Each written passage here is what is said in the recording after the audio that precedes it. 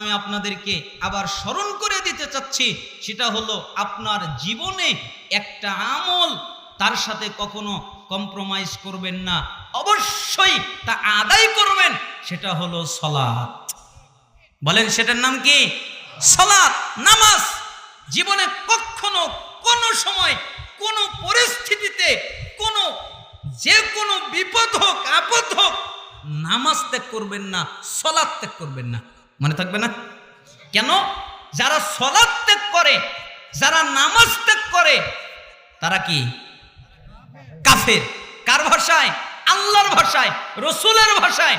ওদের ইহুদি বলা যাবে না, ওদের খ্রিস্টান বলা যাবে না, ওদের অমুসলিম বলা যাবে না। কেন? আল্লাহ ওদের ইহুদি বলে নাই, ওদের খ্রিস্টান বলে নাই, আল্লাহর নবী ওদের ইহুদি বলে নাই, ওদের খ্রিস্টান বলে নাই, আল্লাহর নবী ওদের কাফের বলেছে। অতএব যারা সালাত আদায় করে না ওরা কাফের, ওরা মুশরিক। দলিল সূরা তাওবার 5 নম্বর আয়াত। আল্লাহ তাআলা বলেছেন যারা সালাত আদায় করে তারা তোমার দ্বীনি ভাই, যারা সালাত আদায় করে না তারা তোমার দ্বীনি ভাই নয়। সূরা তাওবার 11 নম্বর আয়াত আল্লাহ তাআলা একই কথা বলেছেন। আর আপনি যদি হাদিসের মধ্যে যান তাহলে মুসলিমের 82 নম্বর হাদিস, সেখানে আপনি পাবেন রাসূল সাল্লাল্লাহু আলাইহি ওয়াসাল্লাম বলেছেন, ইন্না বাইনার রাজুল ওয়া বাইনাশ শিরক ওয়াল কুফর তারকুস সালাত। নিশ্চয়ই একটা কাফের, একটা মুশরিক, এদের মধ্যে পার্থক্য নামাজ। যারা নামাজ পড়ে ওরা ঈমানদার, যারা নামাজ পড়ে না ওরা কাফের। কে বললেন? আল্লাহর নবী। তিরমিজি 2618 নম্বর হাদিস, তিনি বলেন বাইনাল কুফরি ওয়াল ঈমান তারকুস সালাত। নিশ্চয়ই একটা ঈমানদার আর একটা কাফের, এদের মধ্যে পার্থক্য নামাজ। যারা নামাজ পড়ে ওরা ঈমানদার, যারা নামাজ পড়ে না ওরা কাফের। তিরমিজি 2621 নম্বর হাদিস, আলাহাদুল্লাযী বাইনানা বাইনাহুমুস সালাহ ফামান তারাকাহা ফাকাদ কাফার। আমাদের মধ্যে রাসূল সাল্লাল্লাহু আলাইহি ওয়াসাল্লাম বলছেন, আমাদের মধ্যে আমরা যারা সালাত আদায় করি তারা ঈমানদার, যারা সালাত আদায় করে না ওরা কাফের। তার মানে আমরা ঈমানদার তাই নামাজ পড়ি, ওরা কাফের তাই নামাজ পড়ে না। এটাই হলো কাফের আর মুসলমানের মধ্যে পার্থক্য। ইবনে মাজাহ 1080 নম্বর হাদিস, লাইসা বাইনাল আবদি ওয়াশ শিরকি ইল্লা তারকুস সালাহ ফাইজা তারাকাহা ফাকাদ আশরাক। নিশ্চয় একটা বান্দা, একটা মুশরিক, একটা কাফের, এদের মধ্যে পার্থক্য নামাজ। যে ব্যক্তি নামাজ ছেড়ে দিল ওই ব্যক্তি শিরক করল। বলেন তো নামাজ ছেড়ে দেওয়া কি? শিরক। নামাজ ছেড়ে দেওয়াটাও শিরক। নামাজ কার ইবাদত আর নামাজ না পড়া কার ইবাদত? শয়তানের। তার মানে আপনি শয়তানের ইবাদত করে আল্লাহর সাথে শিরক করলেন। তাহলে রাসূলের হাদিস দ্বারা পরিষ্কার হয়ে গেল যারা নামাজ পড়ে না ওরা কাফের না মুসলমান? কাফের। পরবর্তী প্রজন্ম সাহাবী আবু দারদা রাদিয়াল্লাহু আনহু, তিনি বলেন, মান তারাকাস সালাহ ফালা দীন লাহু। যারা সালাত আদায় করে না তাদের কোনো দিন ধর্ম নাই। আলী রাদিয়াল্লাহু আনহু বলেন, মাল্লাম ইউসাল্লি ফাহুয়া কাফিরুন। যারা সালাত আদায় করে না ওরা কাফের। আব্দুল্লাহ বিন মাসউদ রাদিয়াল্লাহু আনহু এ কথা বলেছেন। আবু দারদা রাদিয়াল্লাহু আনহু তিনি বলেন, লা ঈমানা লিমান লা সালাতা লাহু। ওই ব্যক্তির ঈমান নেই যেই ব্যক্তি সালাত আদায় করে না। তার মানে যে ব্যক্তি সালাত আদায় করে না, নামাজ পড়ে না, ওই ব্যক্তির কি নাই? ঈমান নাই। ওমর ইবনুল খাত্তাব রাদিয়াল্লাহু আনহুর কাহিনী তো মনে থাকার কথা। তিনি যখন সালাত আদায় করাচ্ছিলেন তখন ঘাতক চিন্তা করছিলেন তাকে কিভাবে হত্যা করা যায়। তখন তিনি ভাবলেন নামাজের মধ্যেই সবচেয়ে ভালো হবে তাকে হত্যা করে ফেলা। তাই ওমর ইবনুল খাত্তাব রাদিয়াল্লাহু আনহু 1 রাকাত নামাজ পড়েছেন ফজরে, আরেক রাকাত পড়তে পারে নাই। ঘাতক এসে তার পেটে ক্ষতবিক্ষত করেছে বিষ মাখা ছুরি দিয়ে। ওমর ইবনুল খাত্তাব রাদিয়াল্লাহু আনহু জমিনে পড়ে গেছেন। আরেকজন সাহাবী সামনে এসে বাকি সালাত আদায় করে দিলেন। অনেকক্ষণ পরে ওমর ইবনুল খাত্তাব রাদিয়াল্লাহু আনহুর জ্ঞান ফিরে আসলো। আমরা যদি হাসপাতালে অপারেশন হই, জ্ঞান হারিয়ে যায়, তাহলে আমরা জ্ঞান ফিরে পাওয়ার পরে জিজ্ঞেস করি, আমার মা কই, আমার বাবা কই, আমার সন্তান কই, আমার ওয়ারিস কই। এভাবে আমরা যে যার কাছে প্রিয় তার কথা জিজ্ঞেস করে। কিন্তু ওমর ইবনুল খাত্তাব রাদিয়াল্লাহু আনহু কারো কথা জিজ্ঞেস করলেন না। প্রথম যেই বাক্যটা বললেন সেটা হলো, লোকেরা কি নামাজ পড়েছে? নামাজ পড়ে নিয়েছে। তখন সাহাবীরা বললেন, জি নামাজ আদায় হয়ে গেছে। তখন নিজেকে ধিক্কার দিচ্ছেন আর বলছেন, আহ উমারের কি হবে, হায় হায় হায় উমারের কি হবে, আহ উমারের কি হবে, লা হাজ্জা ফিল ইসলাম লিমান তারাকাস সালাহ, ওই ব্যক্তির ইসলামে কোনো জায়গা নাই যেই ব্যক্তি নামাজ আদায় করে না, আহ উমারের কি হবে। আচ্ছা বলেন তো, ওমর ইবনুল খাত্তাব কয় রাকাত সালাত ছেড়েছেন? ইচ্ছা করে না অনিচ্ছাকৃতভাবে? তাই তিনি চিন্তা করছেন তার ইমানের কি হবে। আর আপনি দৈনিক 5 ওয়াক্ত সালাত ত্যাগ করেন, আর আপনি বলেন আমি নামাজ না পড়লে কি হবে, আমার ইমান ঠিক আছে। আপনার তো ইমানই নাই, ঠিক থাকবে কি? থাকলে না ওটা ঠিক না বে ঠিক, আপনার তো ইমানও নাই। তাবিরা বলতেন, কানা সাহাবু মুহাম্মদ সাল্লাল্লাহু আলাইহি ওয়াসাল্লাম লা ইয়ারাউনা শাইআম মিনাল আমাল তারকুহু কুফরুন গায়রা সালাহ, সাহাবীরা আমলের মধ্যে কোনো আমল ছেড়ে দেওয়াকে কুফরি মনে করতেন না, একমাত্র সালাত ছাড়া কেউ যদি নামাজ ছেড়ে দিত তাহলে তাদেরকে কাফের মনে করা হতো। তিরমিজি 2622 নম্বর হাদিস। একথা তাবিঈদের ঐক্যমত, তাদের ফতোয়া, তারা ঐক্য জোটে বলেছেন, সাহাবীদের ইজমা বর্ণনা করেছেন, আর কোনো কারণে কাউকে কাফের বলা হতো না, যারা নামাজ ছেড়ে দিত তাদেরকে কাফের বলা হতো। আপনি নামাজ ছেড়েছেন মানে, আপনি সালাত ছেড়েছেন মানে আপনি আজ পর্যন্ত এক নেকিও কামাই করতে পারেন নাই। হাদিসে এসেছে না, আউয়ালু মা ইউহাসাবু বিহিল আবদু ইয়াউমাল কিয়ামাতিস সালাহ ফাইন সালাহা সালাহা সাইরু আমালিহি ওয়া ইন ফাসাদাত ফাসাদা সাইরু আমালিহি। কিয়ামতের দিন সর্বপ্রথম হিসাব হবে নামাজের। যার নামাজ আছে নামাজ টিকবে, আর যত ইবাদত আছে সব টিকবে, আর যার নামাজ টিকবে না যত ইবাদত আছে সব বাতিল হয়ে যাবে। নামাজ আছে সব আছে, নামাজ আছে সব আছে, নামাজ নাই কিচ্ছু নাই। আচ্ছা মনে করেন একটা লোক বাজার করার জন্য গেছে, ব্যাগ নিয়ে গেছে, বাজার করছে, কিন্তু বাজারের ব্যাগের নিচে কাটা, তাহলে বাড়িতে কয়টা খাদ্য আসবে? একটাও কি আনতে পারবে? একটা লোক মাছ ধরার জন্য গেছে, জেলে মানুষ মাছ ধরে, অনেক বড় বড় মাছ ধরেছে, কিন্তু যেই জালের মধ্যে রাখবে ওই জালের নিচে কেটে দেওয়া, তাহলে বাড়িতে কয়টা মাছ আনতে পারবে? একটাও না। ঠিক যারা নামাজ আদায় করে না ওরা আজ পর্যন্ত এক নেকিও ইনকাম করতে পারে না। যত দান করেছে ওটা বৃথা, যাকাত দিয়েছে ওটা বৃথা, হজ করেছে বৃথা, উমরা পালন করেছে বৃথা, সিয়াম থেকেছে বৃথা, রমজানের রোজা পালন করেছে বৃথা, তারাবি পড়েছে বৃথা, ফরজ নামাজ আদায় করে নাই 5 ওয়াক্ত, জুমা পড়েছে কিন্তু 5 ওয়াক্ত পড়ে নাই, তার জুমাও বৃথা, 1 ওয়াক্ত পড়ে নাই, তাহলে তার বাকি 4 ওয়াক্ত বৃথা, 1 ওয়াক্ত ত্যাগ করতে পারে না। কেন? যারা সালাত ত্যাগ করে তাদের আমলনামায় এক নেকিও নাই। দাদা আপনারা কি বুঝলেন? নামাজ ত্যাগ করা ভালো? পৃথিবীর সবচেয়ে খারাপ, সবচেয়ে জঘন্য, সবচেয়ে বর্বর, সবচেয়ে নিকৃষ্ট হলো ওই ব্যক্তি যেই ব্যক্তি নামাজ ত্যাগ করে। আর তাদের জন্য সালাফরা কি ফতোয়া দিয়েছেন? যেই ব্যক্তি নামাজ আদায় করে না সে যদি মেয়েকে বিয়ে দেয় বিয়ে হবে না। কেন? বিয়ে হওয়ার জন্য ওলি লাগে, আর ওলি হলো বাপ, আর যোগ্য ওলি হওয়ার জন্য ইসলাম লাগে। এবার বাপ ওলি কিন্তু বাপের ইসলাম নাই, তো বাপ যদি বিয়ে দেয় বিয়ে হবে না। বিয়ে দিবে চাচা, বিয়ে দিবে দাদা, বিয়ে দিবে তার গার্জিয়ানের পুরুষ ব্যক্তি যে নামাজ পড়ে সে, বাপ দিতে পারবে না। কেন? বাপ নামাজ পড়ে না। এবার আপনি বলতেছেন, হুজুর আমি তো নামাজ পড়ি নাই, 30 বছর হলো মেয়েকে বিয়ে দিয়েছি, এখন কি করব? 30 বছর ধরে মেয়ে জিনা করতেছে, আপনার যা হওয়ার তাই হবে। 30 বছর ধরে আপনার মেয়ে সংসার করছে না স্বামীর, আপনার মেয়ে জিনা করছে, অবৈধ সম্পর্ক করছে, কেন? আপনার মেয়ের বিয়ে হয় নাই। আর আমাদের দেশ আশ্চর্য দেশ, এদেশের বাপ মা আরো আশ্চর্য, আধুনিক, এরা খালি খোঁজে সরকারি চাকরি। তুই নামাজ পড় আর না পড় এটা দেখার বিষয় না, তুই সরকারি চাকরি করিস কিনা এটা হলেই হলো, ঠিক না? কই যে সোনার ডিম পাড়া হাঁসকে যে সরকারি চাকরি করে সেই নাকি ভালো, আর নামাজি লোক তার কাছে ভালো নয়। এজন্য একটা নামাজি ছেলে যদি বিয়ে নিয়ে আসে আর হালাল একটা কাজ করে থাকে, কিন্তু নামাজি ছেলের সাথে বিয়ে দেবে না। আর যদি সরকারি চাকরি অথবা বেতন একটু বেশি পায়, ও যদি হারামও খায় হারামও করে, তাহলে ওর সাথেই চাকরি দেবে, ওর সাথে বিয়ে দেবে, তাই না? এই জন্য সালাফরা বলেছেন যে বেনামাজি যে নামাজ পড়ে না তার সাথে মেয়েকে বিয়ে দিবে না, বিয়ে দেওয়া বৈধ নয়, কারণ তার সাথে মেয়েকে বিয়ে দিলে বিয়ে হবে না, জিনা হবে, জিনা হবে, জিনা হবে। বিয়েই হবে না, আপনি বিয়ে দিবেন কিভাবে? তাহলে বেনামাজির সাথে বিয়ে দেওয়া যাবে? বেনামাজি বাপ বিয়ে দিতে পারবে?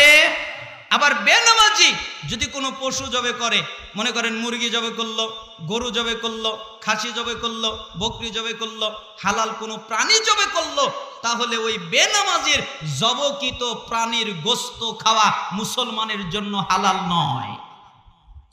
মুসলমান তার জবকিত গোশত খেতে পারে না। ইমাম আহমদ বিন হাম্বল রাহিমাহুল্লাহ বলেন, একমাত্র বিদাতিরাই বলে যে নামাজ না পড়লেও জব করলে খাওয়া যায়, কিন্তু যারা আহলুস সুন্নাহ ওয়াল জামাত এদের অন্তর্ভুক্ত, তারা প্রত্যেকেই বলে যে বেনামাজির জবকিত গোশত খাওয়া যাবে না।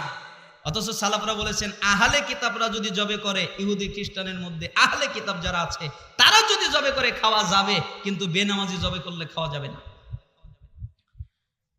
বেনামাজি যদি মারা যায়, বেনামাজির জন্য গোসল দেওয়া যাবে না, তার কোনো গোসল নেই।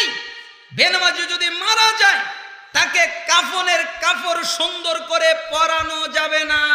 বেনামাজি যদি মারা যায়, তার জন্য জানাজার সালাত আদায় করা যাবে না, তার জন্য রহমতের দোয়া করা যাবে না, তার জন্য মাগফিরাতের দোয়া করা যাবে না। কেন? আল্লাহর নবী তার মায়ের জন্য দোয়া করতে পারে নাই, আল্লাহর নবী তার বাপের জন্য দোয়া করতে পারে নাই, আল্লাহর নবী তার চাচার জন্য দোয়া করতে পারে নাই, আল্লাহ অনুমতি দেয় নাই। ঠিক আপনি বেনামাজির জন্য দোয়া করতে পারেন না। আপনি যদি বেনামাজির জানাজা পড়েন, আদায় করেন, জানাজা পড়লে 1 কিরাত নেকি, কিন্তু আপনি যদি জানাজা পড়েন বেনামাজির, আপনার একটাও নেকি নাই, উল্টা গুনাহ আছে। কেন বেনামাজির জানাজা পড়ল? পড়ার অনুমতি দিল কে? বেনামাজির কোনো জানাজা নেই। বেনামাজি মারা গেলে মুসলমানের কবরস্থানে দাফন করা জায়েজ নেই, তাকে ফেলে দিতে হবে। ফেলে দিলে দুর্গন্ধ বের হয়ে যাবে, মানুষের কষ্ট হবে, তাই তাকে কুত্তার মতো মাটিতে পুঁতে রাখতে হবে। আর পুঁতে রাখার সময় বলা যাবে না বিসমিল্লাহি ওয়া আলা মিল্লাতি রাসূলিল্লাহ, এ কথা বলা যাবে না। কেন? যে আমি তোমাকে রাসূলের মিল্লাতে রাখলাম, এ কথা বলা যাবে না। বলতে যদি হয় তাহলে বলবে বিসমিল্লাহি ওয়া আলা মিল্লাতি ইবলিস, তোকে ইবলিশের মিল্লাতে রাখলাম। ও সারা জীবন ইবলিশকে মেনেছে, ইবলিশের আনুগত্য করেছে, আর মরার সময় ও রাসূলের মিল্লাতে মরবে না, এটা হতে পারে?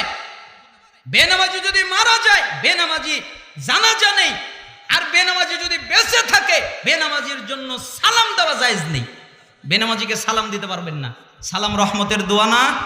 আসসালামু আলাইকুম ওয়া রাহমাতুল্লাহি ওয়া বারাকাতুহু, আল্লাহ সুবহানাহু ওয়া তাআলা আপনার উপরে শান্তি, রহমত, বরকত নাজিল করুন। তার মানে বেনামাজিকে সালাম দেওয়া যাবে না। বেনামাজি যদি সালাম দেয়, উত্তর দেওয়া যাবে না, ততটুকু দেওয়া যাবে, ওয়া আলাইকুম, এর বেশি দেওয়া যাবে না।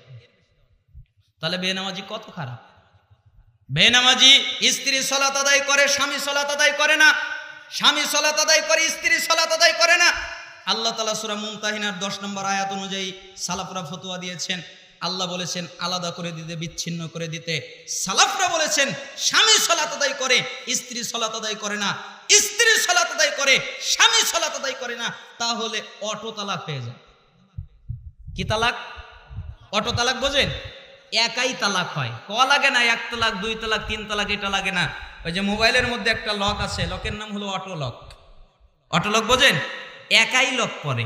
ঠিক নামাজ একজন পড়ে, আরেকজন পড়ে না, তাহলে অটো তালাক হয়ে যায়, একাই তালাক হয়। এবার আপনি যদি বলেন স্বামী উপরে না, স্ত্রী উপরে না, তাহলে কি করবেন? দুটাই তো ইবলিশ, ওদের জন্য আর কি ফতোয়া? ওদের জন্য তো ফতোয়া নেই, ওরা তো বিনা হিসাবে জাহান্নামে যাবে। ওখানে হিসাব টিসাব লাগবে না, কবে যে তুই এমনি জাহান্নামে যা। কিন্তু স্বামী পরে স্ত্রী পরে না, স্ত্রী পরে স্বামী পরে না, আল্লাহ এদেরকে বিচ্ছিন্ন করে দিতে বলেছেন, আলাদা করে দিতে বলেছেন। কেন? এদের বিয়ে টেকে না। তাই বেনামাজি পুরুষকে নামাজি মেয়ে বিয়ে করতে পারে না, নামাজি মেয়েকে বেনামাজি পুরুষ বিয়ে করতে পারে না, নামাজি পুরুষ বেনামাজি মেয়েকে বিয়ে করতে পারে না। আর যদি করেও থাকে বিয়ে হয় না, বিয়ে হয়ে গেলেও পরবর্তীতে সালাত ত্যাগ করলে তালাক হয়ে যায়, তাদেরকে বিচ্ছিন্ন করে দিতে হয়। তাহলে বেনামাজি কত খারাপ! আসমানের নিচে জমিনের উপরে সবচেয়ে খারাপ, সবচেয়ে বর্বর, সবচেয়ে নিকৃষ্ট হলো বেনামাজি। তার চেয়ে খারাপ আল্লাহর কাছে আর কেউ নাই। তাতে আপনারা কি বুঝলেন? নামাজ পড়তে হবে না হবে না? কে কে নামাজ পড়বেন? 2 হাত উঁচু করে দেখান। লিল্লাহি তাকবীর। আরো জোরে বলেন লিল্লাহি তাকবীর। আল্লাহকে বলেন হে আল্লাহ, আমরা আর নামাজ ত্যাগ করব না, আমরা আর সালাত ত্যাগ করব না। আল্লাহ তাআলা আপনাদের কবুল করুন আল্লাহর জান্নাতের জন্য। আমিন বলেন। আপনাদেরকে আমি অনুরোধ করব এই একটা আমল করেন, আপনার বাকি সমস্ত আমল অটো সোজা হয়ে যাবে, সহজ হয়ে যাবে। সালাত কখনো ত্যাগ করবেন না, যে কোনো পরিস্থিতিতে সালাত আদায় করবেন। শোনেন, সালাত আদায় করার জন্য ওযু লাগে, ওযুর পানি নেই, তায়াম্মুম করে সালাত আদায় করবেন। তায়াম্মুমের মাটি নেই, বিনা ওযুতে বিনা তায়াম্মুমে সালাত আদায় করবেন। সালাত আদায় করতেই হবে। সালাত আদায় করার জন্য ভালো পোশাক লাগে, ভালো পোশাক নেই, সেরা পোশাক পরে সালাত আদায় করবেন। সেরা পোশাক নেই, উলঙ্গ হয়ে আছেন, উলঙ্গ হয়ে সালাত আদায় করবেন। সালাত আদায় করতেই হবে। সালাত দাঁড়িয়ে আদায় করতে হয়, দাঁড়িয়ে আদায় করতে পারেন না, বসে আদায় করবেন, বসে আদায় করতে পারেন না, শুয়ে আদায় করবেন, শুয়ে আদায় করতে পারেন না, ইশারায় আদায় করবেন, ইশারায় আদায় করতে পারেন না, মনে মনে আদায় করবেন। অন্তত পুরুষের জন্য মাফ নেই, মেয়েদের জন্য দুই একদিন মাপ আছে, কয়েকদিন মাপ আছে তাদের হাইজ নিফাজের জন্য, কিন্তু পুরুষদের জন্য একদিনের জন্য ক্ষমা নেই। যতক্ষণ তার জ্ঞান আছে ততক্ষণ সে সালাত আদায় করবে, প্রয়োজনে মনে মনে পড়বে, তাও তাকে সালাত আদায় করতেই হবে। কথা কি বুঝতে পারলেন? আল্লাহ সুবহানাহু ওয়া তাআলা আপনাদেরকে কবুল করুন। যাই হোক, অনেকক্ষণ ধরে কথা বলছিলাম, আপনাদেরকে আর কষ্ট দিতে চাচ্ছি না। এটা একটা মাদ্রাসার উদ্যোগে প্রোগ্রাম, আপনারা জানেন। আসলে মহিলা মাদ্রাসা খুবই অভাব, পুরুষদের মাদ্রাসা তো অনেক আছে, কিন্তু মেয়েদের মাদ্রাসা খুবই অল্প। তারপরেও এখানে যেই বর্ণনাগুলো শুনলাম, তারা টাকার সংকটের মধ্যে আছে, তাদের অনেকগুলো টাকার প্রয়োজন, তাতে মেয়েদের জীবনগুলো সুন্দর হবে, তাদের শিক্ষাগুলো সুন্দর হবে। সেজন্য আপনারা উঠবেন না, দোয়া করে উঠবেন। দোয়া করে উঠলে কি হবে? গুনাহ মাফ হবে। সেজন্য আপনাদের কাছে অনুরোধ করছি, এই হাদিসটা মনে রেখে আপনারা এই হাদিসটা মনে রাখবেন, ওয়াসসাদাকাতু তুতফিউল খাতিয়া কামা ইতফিউল মাউন নার। যেই ব্যক্তি দান করে, আল্লাহ তাআলা যেরকম করে আগুনের উপরে পানি ফেলে দিলে আগুন নিভে যায়, কেউ যদি দান করে আল্লাহ তার সমস্ত গুনাহ মাফ করে দেয়। তা আমরা চাইবো আল্লাহ তাআলা আমাদের সমস্ত গুনাহ মাফ করে দিন। এই জন্য এই এতিম মেয়েদের জন্যে এবং আরও যত মেয়েরা আছে তাদেরকে সুন্দরভাবে পড়াশোনা করার জন্যে, ইলম অর্জন করার জন্যে আপনারা সহযোগিতা করবেন। 5 টাকা পারেন, 10 টাকা পারেন, 100 টাকা পারেন, 20 টাকা পারেন, যে যা পারেন, কেউ খালি হাতে যাবেন না, সবাই বৈঠকি দান করে যাবেন। আল্লাহ সুবহানাহু ওয়া তাআলা আপনাদেরকে কবুল করুন। কেউ যাবে, যান, মাঝখান দিয়ে নিয়ে আসেন। ভুল করে এক ভাই তার স্ত্রীকে মা বলেছে, ইসলামে তার কোনো কাফারা আছে কি? এটা বলা যাবে না। আসসালামু আলাইকুম শায়েখ, আমি সুদের বিরুদ্ধে কথা বলায় গ্রামের মানুষ আমাকে অনেক তিরস্কার করে, আমি ক্ষতিগ্রস্ত হব। আল্লাহর নবী সাল্লাল্লাহু আলাইহি সাল্লাম বলেছেন, তুমি হক কথা বলো যদিও তা তিতা লাগে।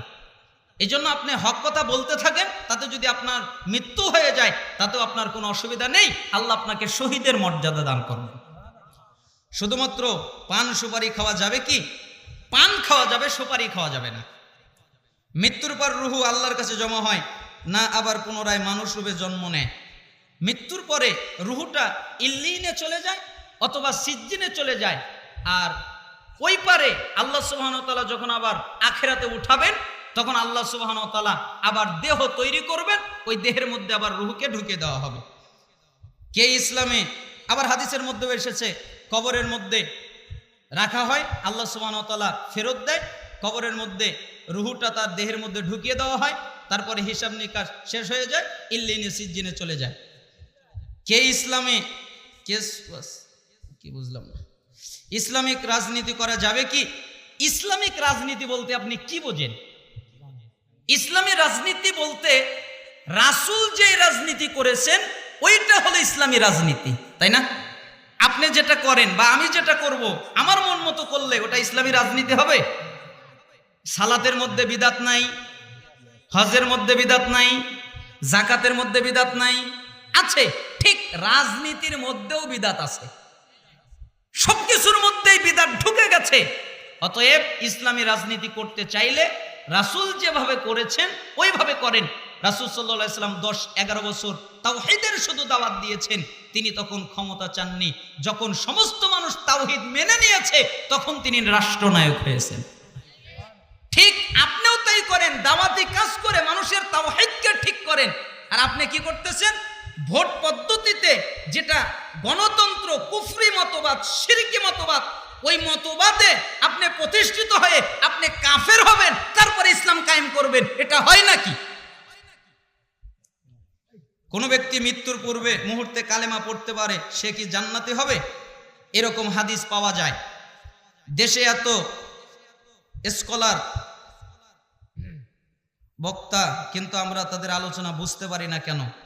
আপনারা স্কলার বলতে কাকে বোঝেন? আপনারা জ্ঞানী বলতে কাকে বোঝেন?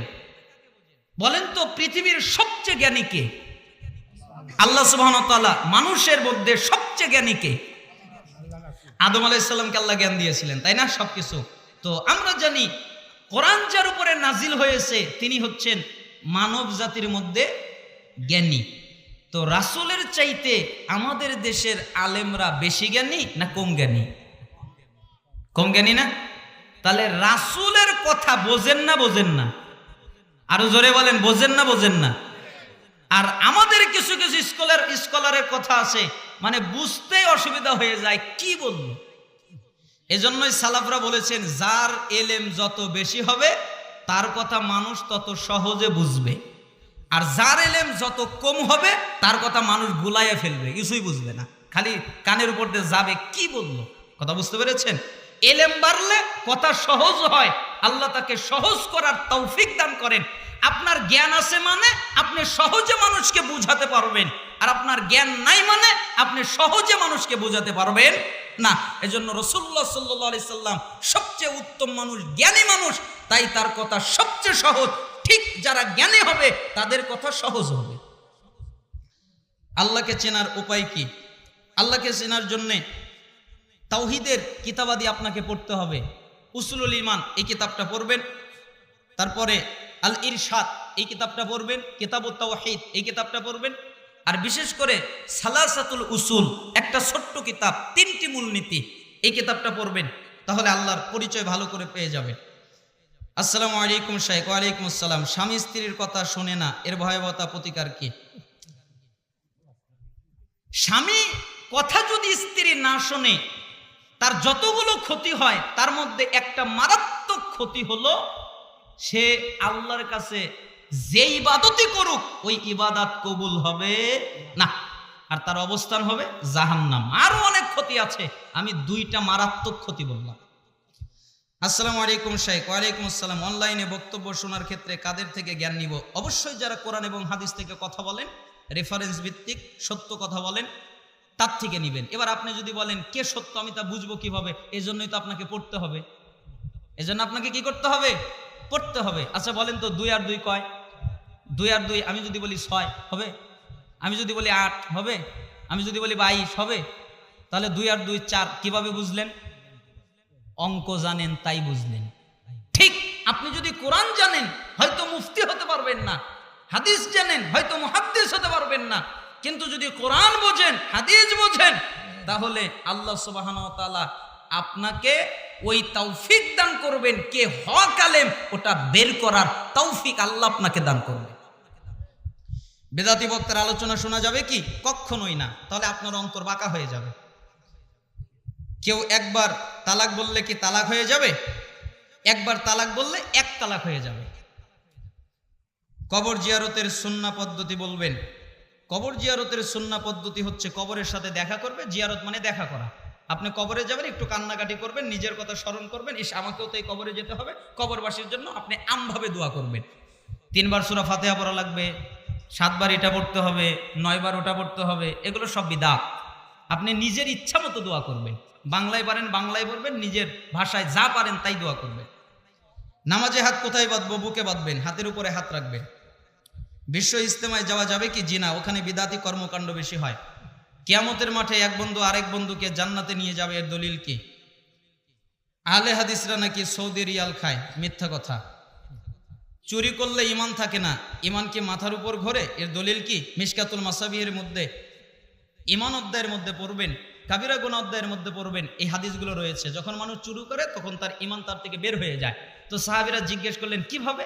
রাসূল সাল্লাল্লাহু আলাইহি ওয়াসাল্লাম বললেন তার ঈমান বের হয়ে গিয়ে তার মাথার উপরে গিয়ে থাকে। যখন সে চুরি করা বাদ দেয় তখন আবার ঈমান তার ভিতরে ঢোকে। হিন্দু বা বিধর্মীদের ঘর ভাড়া দেওয়া যাবে কি? হিন্দু বা বিধর্মীদের ঘর ভাড়া দেওয়া যাবে, তবে তারা যদি ওই ঘরের ভিতরে মূর্তি বিক্রি করে অথবা হারাম পণ্য বিক্রি করে তাহলে তাদেরকে ঘর ভাড়া দেওয়া যাবে না, যদি হারাম কাজ করে। রংপুরের একজন, আচ্ছা যাই হোক, বুঝেছি, আমি আমার মাকে সাধ্যমতো সহযোগিতা করি, ভিক্ষা করতে নিষেধ করি, অতঃপর সে অভিশাপ দেয়, আমার করণীয় কি? আপনি থাকতে আপনার মা ভিক্ষা করবে কেন? কেন ভিক্ষা করবে? ভিক্ষা করার কারণ হচ্ছে আপনি অবশ্যই আপনার মাকে কষ্ট দেন, আপনার মাকে ঠিকমতো খাবার দেন না, খাদ্য দেন না, তাই ভিক্ষা করে। আপনি আপনার মায়ের যত্ন নেন, সেবা করেন, দেখবেন আপনার মা আর ভিক্ষা করবে না। হজ পালন করে এসেছে, 5 ওয়াক্ত সালাত পড়ে, তবে বিড়ি মুখে নিয়ে মুরগি জবাই করে, এই মুরগি কি খাওয়া যাবে?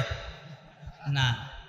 সালাত না পড়লে সে তার জবাইকৃত গোশত খাওয়া যাবে না, কিন্তু এ তো নামাজ পড়ে, কি পড়ে? নামাজ পড়ে, কিন্তু একটা পাপ করে, সেই পাপটা হলো নিষাদার দ্রব্য পান করে। কিন্তু নিষাদার দ্রব্য পান করার সাথে মুরগি জবাই করার কোনো সম্পর্ক নাই, খাওয়া যাবে। জনৈক বক্তা বলেছেন, আকীদা শব্দ কোরআন ও হাদিসের কোথাও নেই, ফেক। এই বিষয়ে কিছু বলবেন কি? উনি মিথ্যা কথা বলেছেন। আপনি যে বিশ্বাস করেন না, আপনার যে বিশ্বাসটা, ওই বিশ্বাসটাই আকীদা। আপনার যে বিশ্বাসটা, আকীদা শব্দের অর্থ হলো বাঁধন দেওয়া, বেঁধে ফেলা, দৃঢ় করা। তার মানে আপনি আপনার বিশ্বাসটাকে যার প্রতি বেঁধে ফেললেন, ওটাই হলো আকীদা।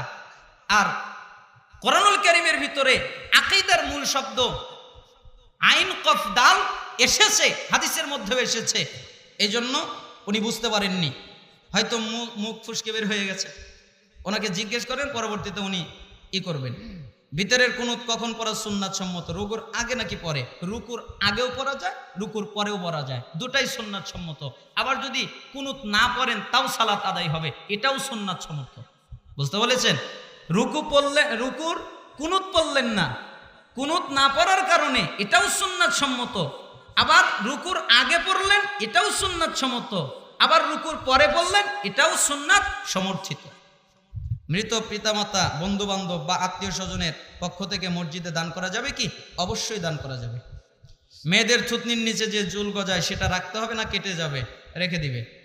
হযরত মুহাম্মদ সাল্লাল্লাহু আলাইহি সাল্লাম ছাড়া আল্লাহ তাআলা আর কোন নবীকে রাসূল উপাধি দিয়েছেন? 6 জনকে দিয়েছেন। সাহাবীগণ সে খিলাফত কায়েম করেছিলেন, আমাদেরকে সেই খিলাফত। জি, সমাজে অনেককে অনেক রকম প্যাটার্নে দাড়ি রাখতে দেখা যায়, এক্ষেত্রে মাসনুন প্যাটার্ন কোনটি? মাসনুন প্যাটার্ন হচ্ছে যেভাবে দাড়ি উঠবে ওইভাবে দাড়ি ছেড়ে দিবে, দাড়িতে কোনো ধরার প্রয়োজন নেই, দাড়ি উঠবে যেভাবে বাড়তেছে বাড়তে দিবে। কারণ রাসূল সাল্লাল্লাহু আলাইহি ওয়াসাল্লাম বলেছেন দাড়ি ছেড়ে দাও, আর মোচকে কি করো? খাটো করো। তাহলে মোচকে খাটো করবে আর দাড়িকে কি করবে? ছেড়ে দিবে। সালাতে দাঁড়িয়ে একটি সেজদা হয়েছে নাকি 2টা সেজদা হয়েছে, এরূপ সন্দেহ হলে করণীয় কি? আর সালাম ফেরানোর পর এরূপ মনে হলে করণীয় কি? আপনার যদি মনে হয় একটা সেজদা কমে গেছে, তাহলে ওই রাকাতটা বাতিল। যদি মনে হয়, আপনার দৃঢ় বিশ্বাস হয় যে একটা সেজদা কমে গেছে, তাহলে আপনি আবার আরেক রাকাত পড়বেন, ওই সালাতের সাথে আরেক রাকাত কি করবেন? পড়বেন। পড়ার পরে আপনি কুনুত পড়বেন, দুরূদ শরীফ পড়বেন, দোয়া মাসুরা পড়বেন, এরপরে 2টা সাহু সেজদা করবেন, তারপরে উঠবেন, ডানে বামে সালাম ফেরাবেন। আর যদি আপনার সালাম ফেরানোর পরে মনে পড়ে যায়, তাহলে সরাসরি এসে যে আমার সেজদায় একটা কমে গেছে, তাহলে 1 রাকাত পড়বেন, তারপরে ডানে বামে সালাম ফেরাবেন, তারপরে 2টা সাহু সেজদা দিবেন, তারপরে আবার ডানে বামে সালাম ফেরাবেন। প্রচলিত রাজনৈতিক দল, যাই হোক, কোর্টের মাধ্যমে বিবাহ তালাক হয়, সেই স্বামীকে পুনরায় গ্রহণ করা যাবে কি? বিস্তারিত আলোচনা করবেন। কোর্টের মাধ্যমে যেই তালাক হয় ওটা শরিয়াত সমর্থিত নয়, ওটাতে ফেরত নেওয়া যায়। তবে এখানে বুঝতে হবে আপনি হানাফি না আহলে হাদিস। যদি আহলে হাদিস হন তাহলে তো সুযোগ আছে, আর হানাফি হলে সুযোগ নেই। কেন সুযোগ নেই? কারণ হানাফি ফতোয়ায় এই সুযোগ দেওয়া হয় নাই। ও সব সময় আপনি হানাফি মাযহাব মানবেন আর তালাকের ক্ষেত্রে এসে আহলে হাদিস হবেন না, এই সুযোগ আমরা দিতে চাই না। ফরজ সালাতের পর সম্মিলিত মোনাজাত করা যাবে কি? ফরজ সালাতের পরে সম্মিলিত মোনাজাত করা মানে রাসূলকে অপমান করা। কেন? আল্লাহ নবী বলেছেন যখন সালাম শেষ হয়ে যাবে তখন তোমরা আল্লাহু আকবার বলবে, আস্তাগফিরুল্লাহ আস্তাগফিরুল্লাহ আস্তাগফিরুল্লাহ 3 বার বলবে, আল্লাহুম্মা আনতাস সালামু মিনকাস সালাম তাবারাকতা ইয়া যাল জালালি ওয়াল ইকরাম, এটা পড়বে। তোমরা আয়াতুল কুরসি পড়বে, তাহলে জান্নাতে যাবে। মাঝখানে বাধাটা হলো মৃত্যু।